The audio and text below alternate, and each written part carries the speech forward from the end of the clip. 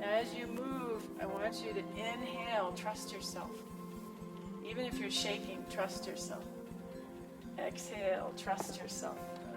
Through the course of the last several years, more and more studies have come out showing a direct correlation between the benefit of yoga and using that as sort of a practice within an overall wellness plan, especially for women who are undergoing treatment for breast cancer or are in recovery or managing metastatic disease. As a medical oncologist who specializes in young women's breast cancer, I turn to Living Beyond Breast Cancer's website for a lot of information for them. I've been doing this for 15 years. I see a huge benefit in my young women who embrace not only exercise but specifically yoga.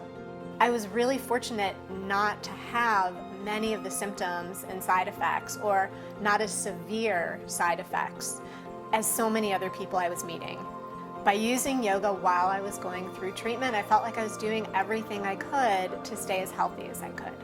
I see a huge split in my young women who hear what it is I'm telling them and they embrace this as a part of their lives, and where they are 3 and 5 years after the breast cancer diagnosis versus my ladies who struggle more with getting this incorporated into their lives. We're strong believers that with a doctor's consultation, that the practice of yoga can be an incredibly powerful resource for women who've been diagnosed with breast cancer and their ongoing health care.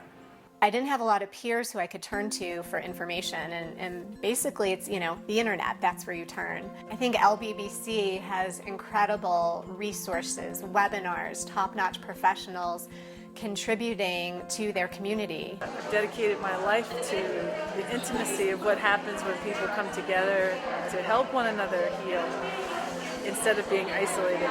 Just being surrounded by that many people who care about breast cancer, care about young women's breast cancer, and want to embrace yoga as a part of their lives was really inspirational. Yoga on the Steps is incredible for getting women just out. Just taking them back out, no matter what stage of cancer they're at, just letting them know that they can move on again from cancer. We show up on our mat and maybe we become a little more flexible, or maybe we can develop more compassion for ourselves in our inflexibility. There's been numerous scientific research studies showing the benefit of yoga, not just to all folks in terms of what it can improve, but also to women who have been through breast cancer. I never really thought something like this could happen to me. I was 42 when I was diagnosed. And it does. It doesn't discriminate. It can affect anybody at any time. I don't feel any different than anybody else out there. I just was given this journey, and I choose to make the best of it that I can.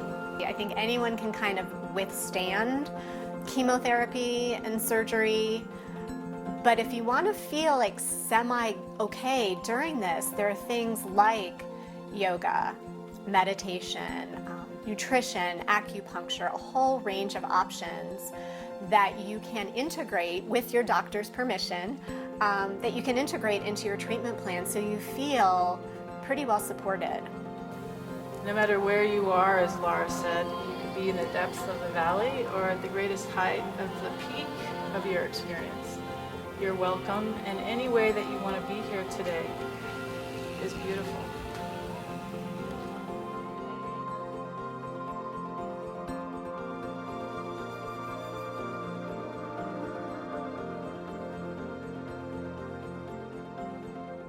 If someone you know has been diagnosed with breast cancer, is in treatment and recovery, years beyond their diagnosis, or managing metastatic disease, we can help. For more information, please call our breast cancer helpline at 888-753-5222 or find us online at lbbc.org.